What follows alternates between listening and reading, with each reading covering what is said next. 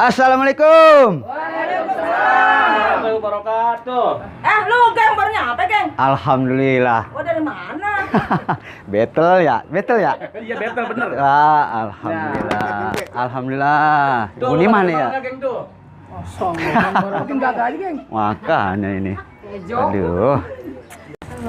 Duh, mohon maaf nih ya, terlambat. Saya, biasalah. Nama juga pembisnis sekarang. Gila, bisnis apa ente, geng? Sibuk bener. Bangor ya? Gendut bener ini ya? Masa? Dulu mah kurus bener lo. Kalah kabur gua lu. Ini, Ibu Nima. Astagfirullahaladzim, makin cakep aja Ibu Nima ya. Pas soalnya mau begini aja. Tetap ganteng ya. Iya, giginya masih ada? Ada. Komplit ya. Ini yang ibu kuda mana ibu kuda? Ibu kuda. Ya, kagak ada ya. Ini Gotil Santi ya. Masya Allah, udah kayak Ibu Lurah. Udah langsung ya? Alhamdulillah, iya ya. Udah lama nggak ketemu kita ya. Kemana aja, geng, emang? Sampai lupa bener sama grup kita ini. Bukannya lupa, kan tahu sendiri, aneh mah. Banyak orang meninggal kalau ini. Berarti ente ngedoain orang meninggal. Galih kalau itu. Iya, bagus. Kerjaan aneh, Pan. Gini aja nih acara mau mulai kali ya? Ya. No Kiai kayaknya udah datang ya. Yuk, Tanti ya? Udah nyampe. Iya, udah. Lah, ini kapan? Itu. Yaudah yuk. Pindah aja duduk yuk. Nggak enak mau pakai ya. Ayo, ayo. Ayo pas lah. Aduh.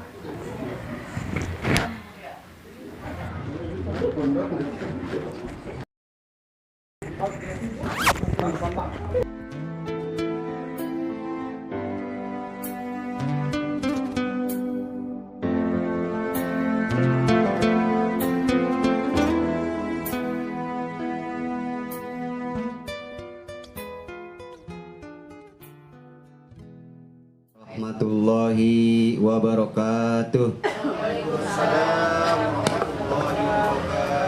Alhamdulillahi rabbil alamin wa bihi nasta'inu ala umuruddin wa din.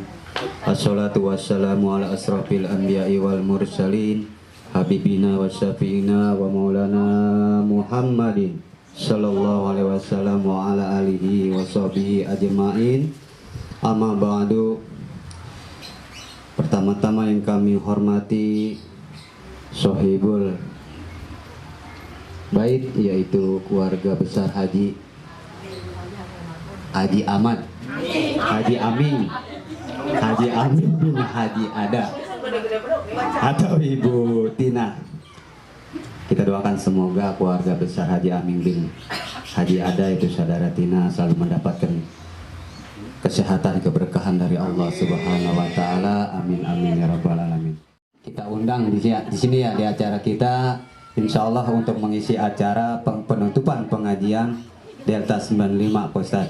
Jadi acara pertama yaitu kirim puji atau tahlil yang dikhususkan pertama dari keluarga Haji Amin bin Haji Ada, dan umumnya kepada kita semua keluarga kita yang telah dipanggil oleh Allah Subhanahu wa taala. Mudah-mudahan dengan tahlil dan zikir kita Allah selalu mengampuni segala dosa dan hilafnya, diterima amal ibadahnya, dijadikan kuburnya taman-taman surga Allah Subhanahu wa taala.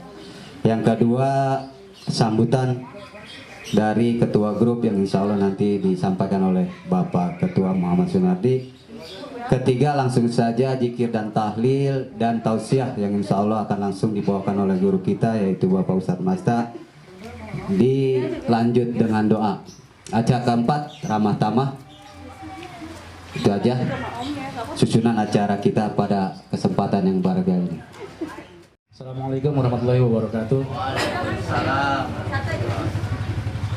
Yang terhormat Pak Kiai Masta, yang saya hormati tuan rumah, sebelumnya saya ucapkan banyak terima kasih yang telah bersedia meluangkan waktu buat Kiai Masta dan tuan rumah yang bersedia ketempatan rumahnya ini.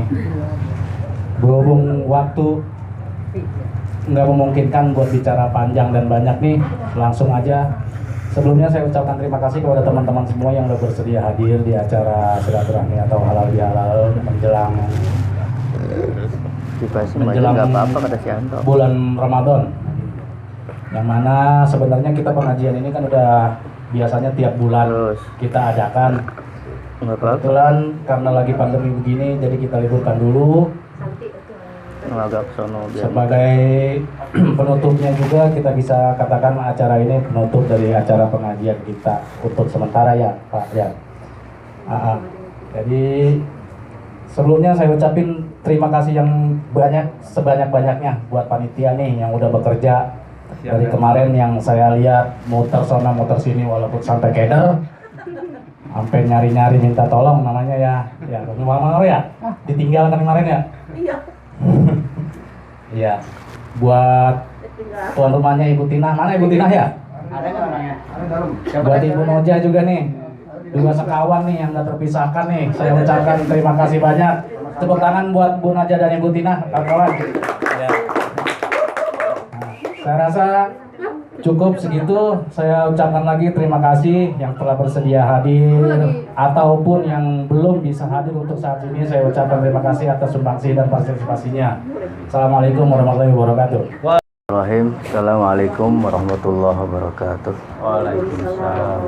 Alhamdulillah wassalatu wassalamu ala Rasulillah wa ala alihi wa ashabihi wa man ittaba'a hudah min yaumina hadza ila yaumin nahdha, amma ba'd.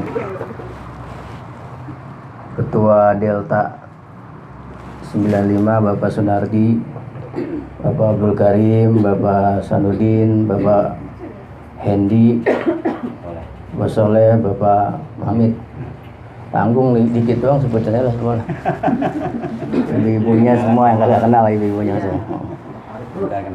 Alhamdulillah siang hari ini kita bisa deprok bareng-bareng di sini untuk mengikuti tahlilan atau selamatan rohan dari keluarga almarhum Haji Aming bin Haji Ada, sekaligus penutupan pengajian bulanan Delta 95. Begitu ya Pak ya?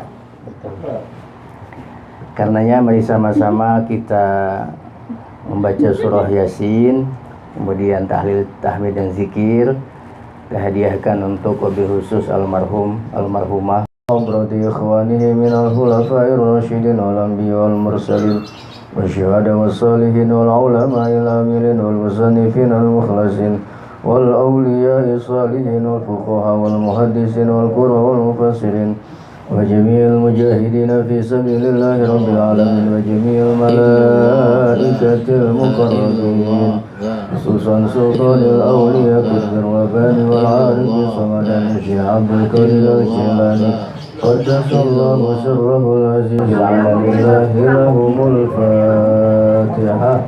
أعوذ بالله من الشيطان الرجيم والصلاة والسلام على أشرف المرسلين الحمد لله رب العالمين المبعوث رحمة للعالمين سيدنا ومولانا محمد صلى الله عليه وسلم وعلى آله وأصحابه أجمعين أما بعد. Bapak Suhardi yang saya hormati selaku Ketua Grup Delta 95, sahabat saya Bapak Begeng, yang beneran Abdul Karim, dia jadi bagian terus diantar. Doa.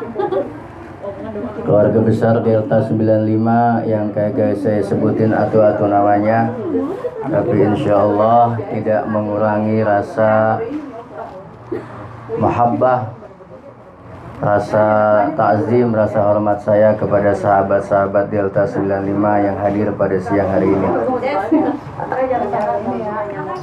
Alhamdulillah,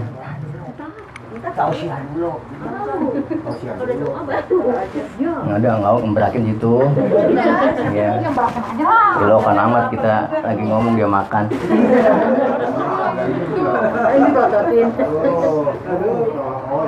Alhamdulillah siang hari ini kita bersyukur kepada Allah Subhanahu wa taala yang masih memberikan kita nikmat sehat walafiat, panjang umur, iman Islam, sehingga di tengah-tengah kesibukan kita atau di saat kita harusnya libur bareng keluarga, kita bisa meluangkan waktu untuk bersilaturahim, berkumpul dengan sahabat-sahabat Delta 95 di kediaman Ibu Tina.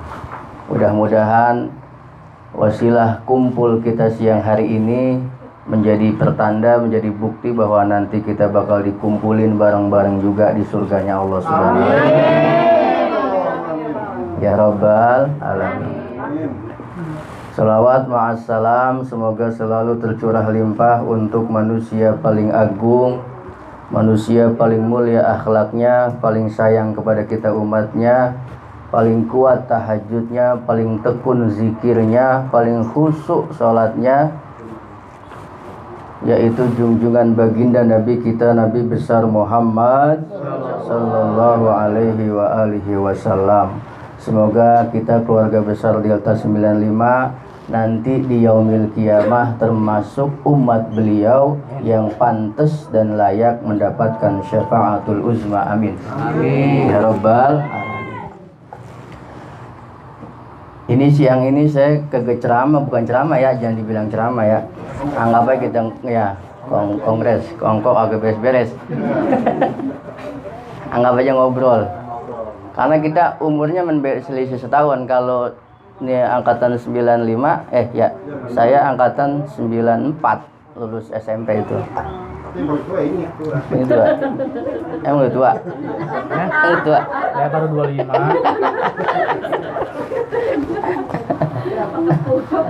Artinya nih kita semua umurannya kisaran 40 ke atas deh. Ya 22 benar kata Bang Hasan. 20 kali 2. Ya. Itu Bang Hasan.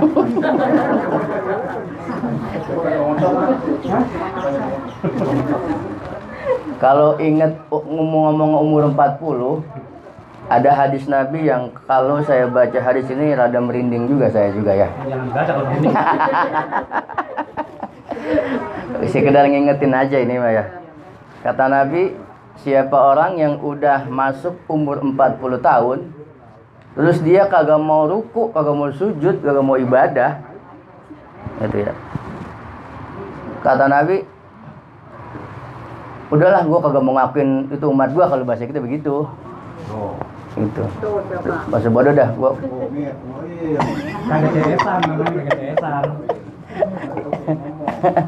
Makanya nih saya ngingetin buat teman-teman yang udah kita nih umur udah 40 tahun semua, ya kita pelan-pelan belajar istiqomah, minimal sholat 5 waktu jangan sampai kita tinggalin. Yang kedua, alhamdulillah kita siang hari ini silaturahim. Silaturahim itu kata Nabi banyak sekali manfaat dan hikmahnya. Salah satunya kata beliau, man ahabba ayyubsatalahu rizquhu wa ayun sa'alahu asaruhu falyasil rahimah. Siapa orang yang pengen hidupnya diluasin rezekinya, saya yakin semua juga pengen ya. Siapa yang gak kepengen rezekinya diluasin? Siapa yang pengen rezekinya ditambah, dibanyakin sama Allah, diberkahin rezekinya sama Allah. Terus wa ayun sa'alahu fi asarihi, ajalnya dimundurin, dipanjangin umurnya. Tuh yang pengen dua tuh, yang pengen duitnya banyak, rezekinya banyak, umurnya panjang. Ya, bisa nambah rezekinya. Iya kan? Iya. Kuncinya menatu. Falyasil rahimah. Maka kita kudu sering-sering yang namanya silaturahim. Ya. Kudu sering-sering yang namanya nih kayak begini nih, silaturahim sama temen sama sahabat. Jangan sampai lupa.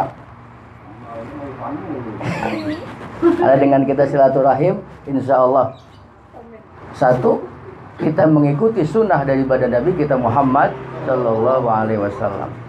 Yang kedua, malaikat akan turun kepada orang yang kumpul, dengan catatan kumpulnya silaturahim, niatnya ibadah karena Allah Subhanahu.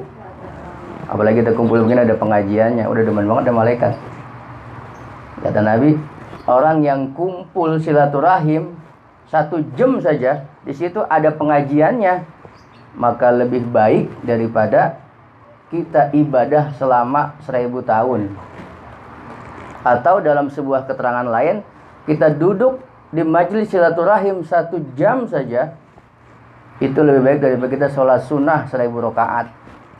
Ada yang pernah ngerasain sholat sunnah 1000 rakaat? Jauh aja. Nah,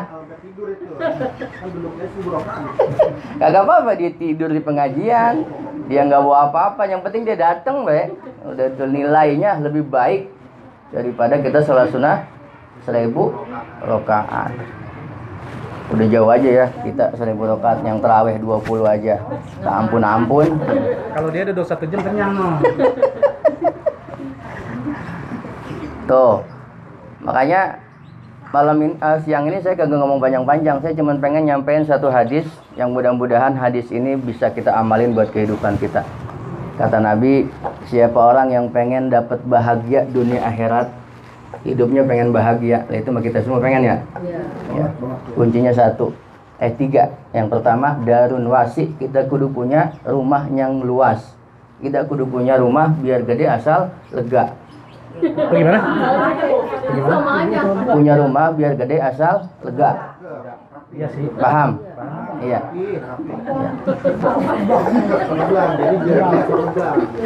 Orang yang pasti bakal bahagia, satu kuncinya kalau dia punya rumah yang luas.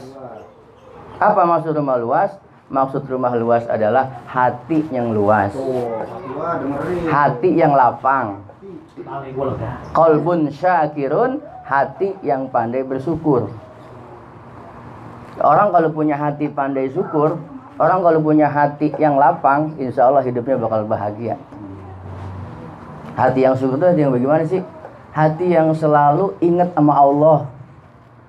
Hati yang selalu mensyukuri, menerima apa yang udah diberiin Allah sama kita. Kalau kita kadang-kadang, mohon maaf ini mah. Kadang-kadang kalau suruh nyukurin nikmat yang ada sama kita, kadang-kadang kita suka susah. Kita paling jago, paling gampang ngitung nikmat yang ada di orang. Tuh, banyak kan kita begitu. Contoh gampang begini dah. Kadang-kadang kita gini ngelihat tetangga kita beli motor baru, kita beli Paramek. Iya.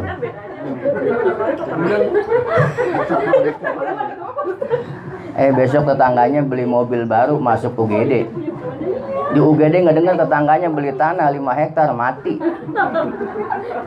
Banyak yang begitu. Tetangganya bebandak, kita yang kuyang, tuh banyak yang begitu. Itu kenapa? Itu karena hatinya tidak pandai bersyukur. Kalau orang yang pandai bersyukur, tetangganya bebandak, dia pikir alhamdulillah. Siapa tahu besok-besok kita bisa nebeng. Nah.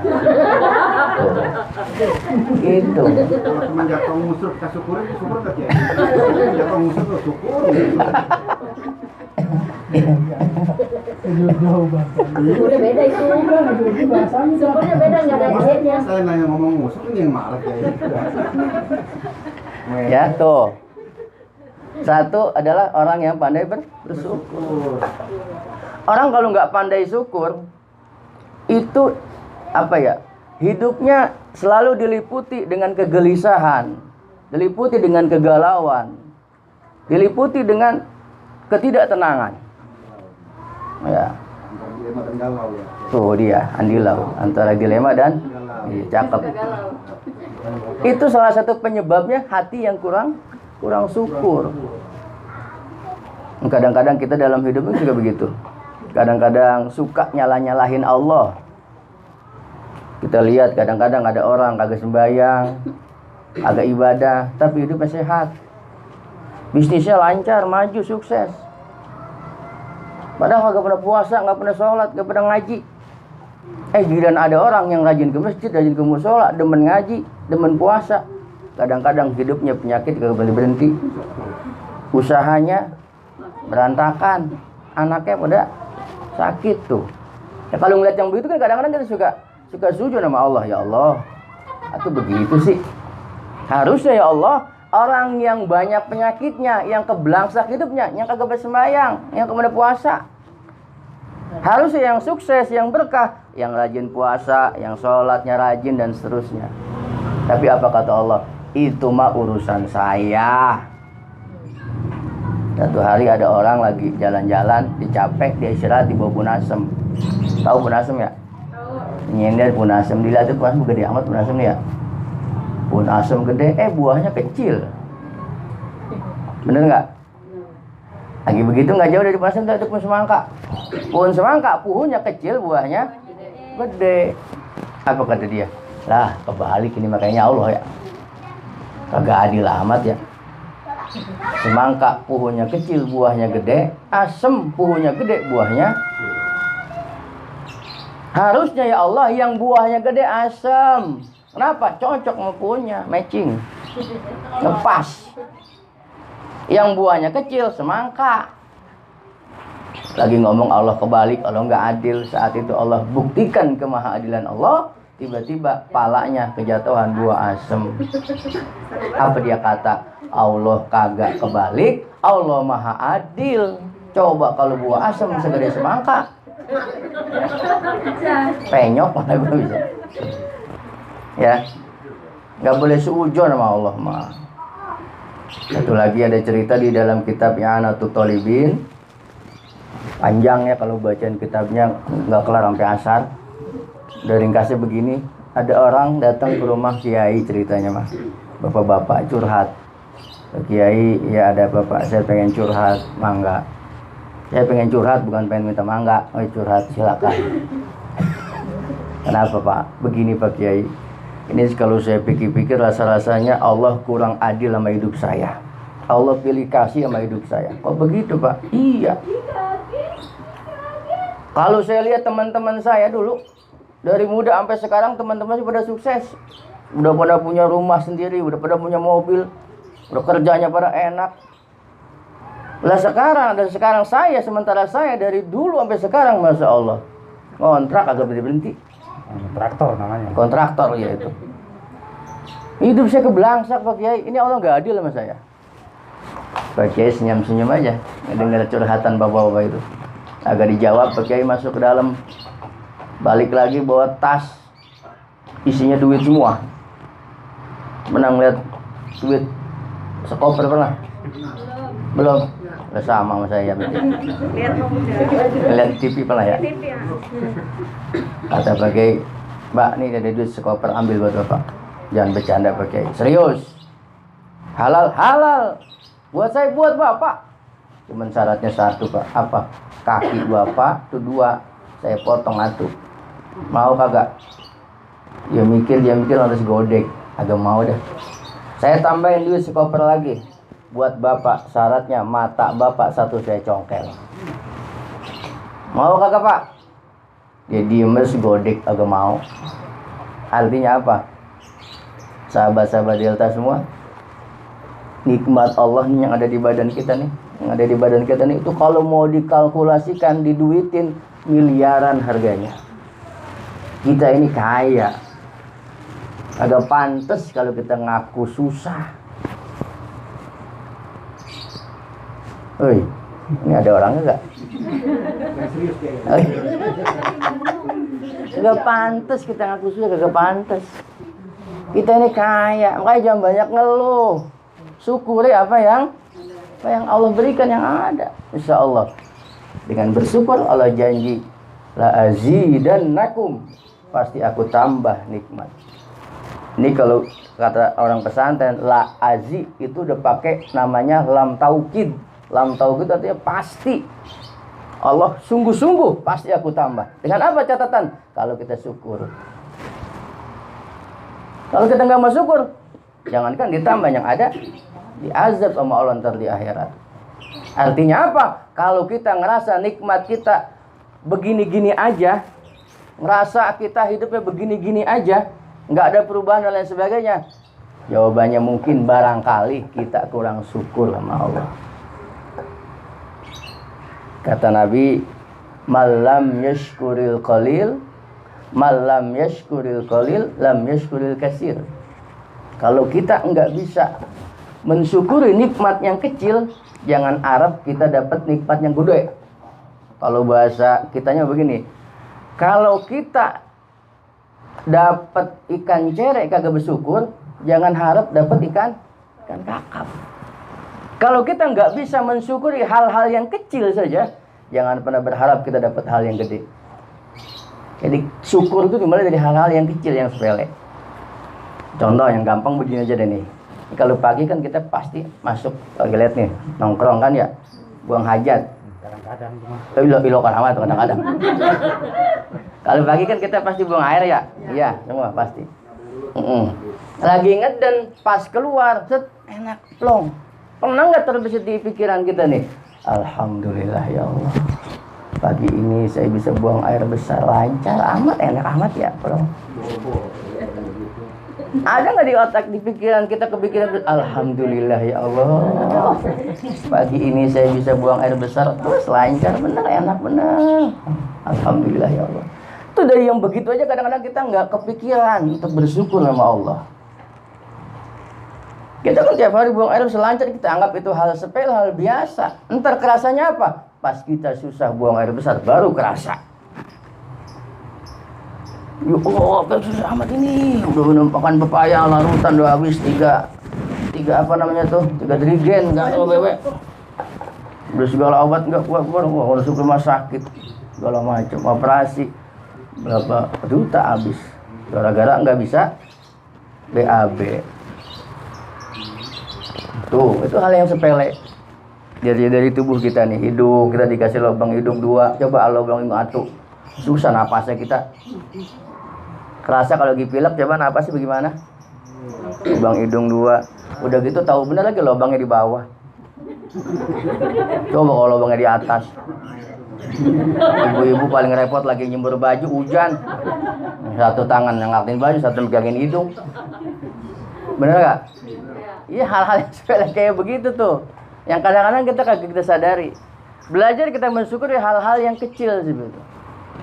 Kalau kita bisa mensyukuri hal yang kecil, maka nikmat-nikmat lain akan berdatangan kepada kita.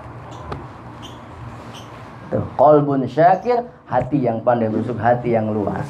Gimana caranya itu? Gimana biar bersyukur tuh gimana tuh intinya? Ya, ntar nyambung, ntar sono ntar. Siap. Dilanjut sama Bang Amit ya? Iya, ntar adik guru saya tenang. Namanya sekarang. Makanya dulu ada seorang soleh namanya Luqmanul Hakim.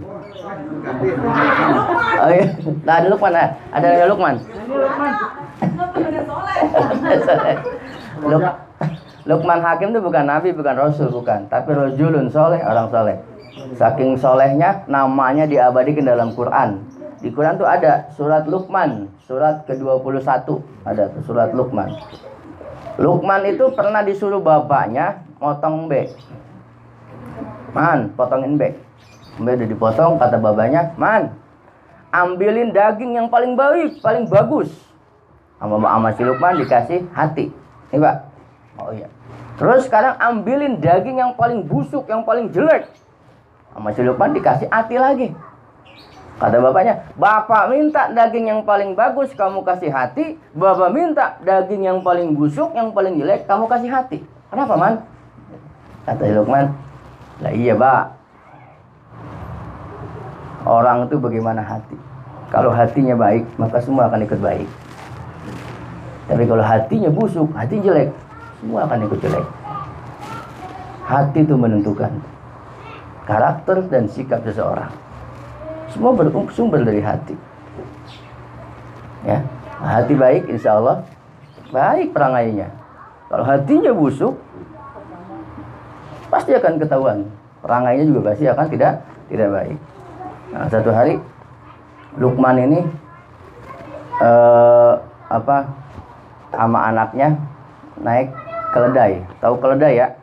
Nah, keledai itu binatang lebih kecil daripada kuda, lebih gede daripada embe. Keledai. Luqman sama anaknya naik kuda. Anaknya suruh naik, Luqman nuntun. Lewat satu kampung, apa kata orang kampung? Wah, bangetan tuh bocah. Ya enak-enakan naik keledai, bapaknya suruh nuntun. Bocah kagak berbakti, nggak punya adab sama orang tua. Gua disalahin. Akhirnya turun anaknya, turun nak, bapak yang naik, kamu yang nuntun. Jalan. Lewat satu kampung, apa kata orang kampung? Lah, itu bapak kagak tahu diri tuh. Dia enak-enakan naik kuda, anaknya suruh nuntun. Wah, bapaknya kebangetan itu. Wah, salah lagi. Turun nak, kamu naik. Kamu naik salah, bapak naik salah. Nah kalau gitu kita taikin berdua dah. Kali bener ini mah, taikin berdua. Kalau dia taikin berdua, iya. Kalau adanya taikin berdua. Lewat satu kampung, apa kata orang kampung? Tuh orang berdua kebangetan amat ya. Keledai kecil begitu ditaikin berdua, kasihan itu binatang. Nggak punya perasaan tuh orang berdua. Salah lagi. Akhirnya turun. Aduh nak, kamu naik salah, bapak naik salah, kita berdua naik salah. Udah kita tuntun nggak?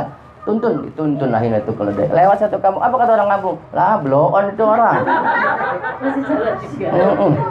Lah keledai sehat. Punya keledai sehat, gak ditaikin, tuntun baik. Salah lagi. Aduh nak, kamu naik salah, bapak naik salah, berdua salah, tuntun salah. Udah kita gotong dah kalau begitu dah. Gotong tuh keledai. Apa kata orang kampung? Lah, orang bego itu. Keledai itu tuntun apa? Udah sehat pakai diteng-teng-teng, kagak ada kerjaannya.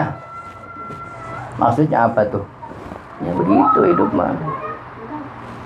Kagak bisa lepas dari yang namanya omongan orang. Makanya nih kita harus menata hati, kudu sabar. Yang namanya orang hidup mah, nih inget nih ya, namanya orang hidup mah kita jangankan kelas kita nih ya, kelas manusia biasa lah ibaratnya, sekelas Habib, sekelas Kiai, sekelas ulama gede sekalipun, itu pasti pasti bakal ngerasain yang namanya diomongin orang. Pasti itu mah. Makanya kalau diomongin orang, ya memang udah kodrat manusia itu mah. Emang udah kodrat manusia, diomongin kalau nggak berdua tuh. Kalau kagak diomongin, ngomongin. Itu kerjaan kita manusia itu. Ya, kalau kagak diomongin, ngomong. Ayo bawa Wallace aja, Wallace santai. Ya jangankan ke Nabi nih, Nabi Muhammad SAW, kurang apa Nabi? Abdulul makhlukat, makhluk paling mulia, akhlaknya diakui sama Allah, malaikat. Kurang sempurna apa Nabi? Dari dulu sampai saiki, sampai sekarang masih ada aja orang yang ngomongin Nabi. Itu Nabi loh. Apalagi kita, saudaranya Nabi juga bukan. Iya, apalagi temen, iya. Tuh ada yang ngomongin. Mati ke belum tentu. Belum tentu, bukan berarti enggak. Iya. Ya, jadi balik lagi ke Bang tahu dari apa? Hati yang bersyukur. Gimana caranya biar kita punya hati yang pandai bersyukur, yang selalu bersyukur? Tidak lain tidak bukan, caranya adalah dengan sering-sering hadir di pengajian. Ya, ngaji. Karena dengan ngaji kita bakal tambah ilmu, tambah tahu. Nah, kalau kagak pernah ngaji, lah bagaimana kita tahu? Bener nggak? Ya, cuman kan kadang-kadang mohon maaf nih ya, kita kalau suruh ngaji, alasannya nemu aja nemu. Iya. Jelas sepatu masuk ke bawah dulu. Alasannya nemu. Lah pakai sarung lah kagak bener kadang-kadang. Gua pakai sarung merosot mulu, malu lah ngaji. Sarung bisa lain. Bener. Orang kagak bakal dapat ilmu tuh, satu orang pemalu, dua orang sombong. Pas diajak ngaji malu mulu, malu lah gua pakai sarungnya belum bener, belum lempeng, masih dengdek. Sarung salahin. Malu lah gua, malu. Yang kedua orang sombong. Gua bakal dapat ilmu tuh. Ngaji yuk, siapa gurunya? Si Anu. Wah, dia ngajar. Gua tahu kecilnya dia. Sombong kali dia. Iya. Bisa apa dia? Tuan gua sama dia. Katanya begengnya. Ya, begeng.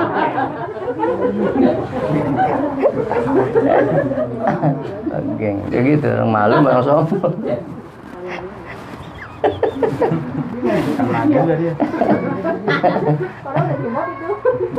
Emangnya ngaji, sering-sering ngaji, kumpul gini ngaji-ngaji gitu. Ya apa aja diskusi masalah-masalah agama. Ya Abdul Karim ya insya Allah udah bisa lah dia. Al-Fatihah mah udah insya Allah hafal lah. Yasin luar kepala dia. Al-Quran 30 cuma tahu dia udah. Gimana ya, itu dia kadang orang nih kadang malas ngaji, malas ibadah tuh bukan apa-apa sebabnya, cuman satu, gara-gara kita terlalu demen, terlalu cinta sama namanya dunia. Nyari dunia boleh, harus bahkan kata Nabi. Islam kudu kaya kalau bisa mah. Cuma jangan sampai gara-gara ngurus dunia, gara-gara kita cinta dunia, kita lupa sama ibadah, itu yang kagak boleh. Ya, itu yang kagak boleh. Cuman kadang-kadang kita kalau urusan akhirat sama urusan dunia, kadang-kadang akhirat kalah. Kalau urusan akhirat kadang-kadang kita banyak banget pertimbangannya. Mikirnya kelamaan. Iya. Kalau urusan dunia, getol-getol jasa. Kadang orang dagang jam 4 subuh udah pada berangkat ke pasar. Iya enggak? Subuhnya kemana tahu. Lah kita kadang-kadang nungguin bola, nungguin apa, pertandingan bola tengah malam, kuat kita tungguin. Tahajud yang 5 menit kadang-kadang berat. Benar nggak? Kita udah bangun, ngantuk bangun karena kalau kesayangan udah main, bangun kita kuat. Tapi kita tengah malam bangun untuk tahajud. Paling kencing doang, udah tidur lagi.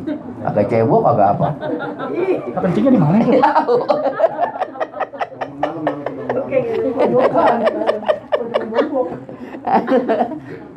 Ya begitu. Ini contoh nih, kalian orang Delta Mas. Coba jawab yang jujur ya, coba nih. Umpama nih ya. Ini kepala kita puyeng amat lah, puyeng dikit. Udah minum obat gitu ya.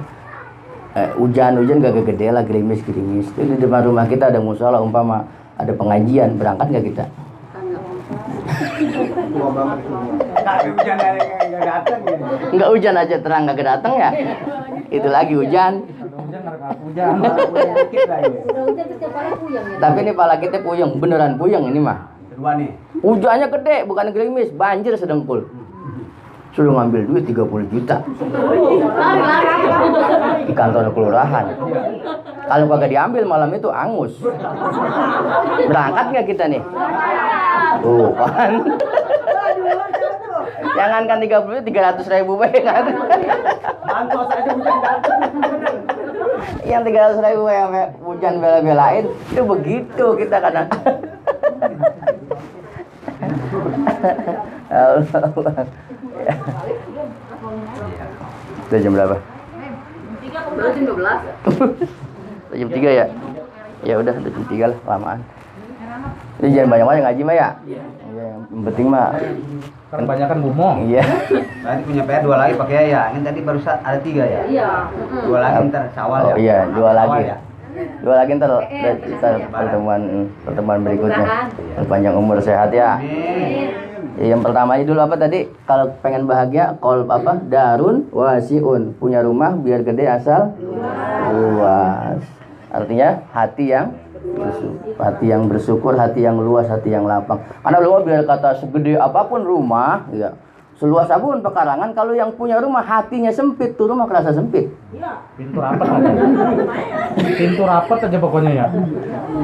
Iya dah, rumah gede, luas, hati sempit, anak kagak betah di rumah. Orang banyak kelaiban tuh orang-orang rumahnya luas-luas di rumah, nggak betah di rumah, hatinya sempit.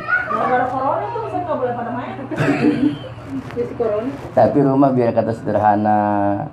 Tapi kalau yang punya rumah hatinya luas, enak, lega aja rasanya. Ya biar kata cuman 1000 meter ya, tapi lega aja rasanya kalau begitu. Ya benar bang. Ya kali ya.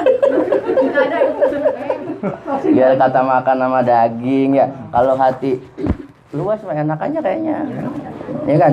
Ya, mudah-mudahan kita semua nih jadikan orang-orang yang pandai bersyukur. Ya. Itu dimulai dari hal-hal yang kecil, pelan-pelan, syukur-syukur. Insya Allah, janji Allah pasti akan ditambah nikmat kita. Amin Allahumma. Al-Fatihah.